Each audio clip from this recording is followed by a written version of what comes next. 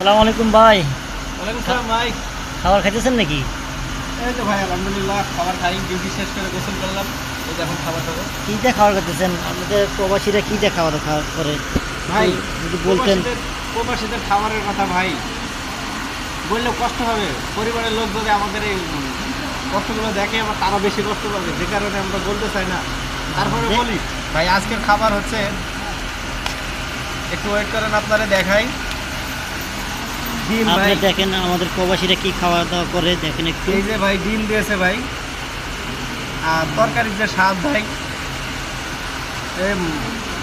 তরকারির স্বাদ ভালো না ভাই, খেতে পারি না আমরা প্রবাসীরা যে খাবারগুলো খাই, আমরা কি এত ভালো খাবার খেতে পারতাম না নাকি?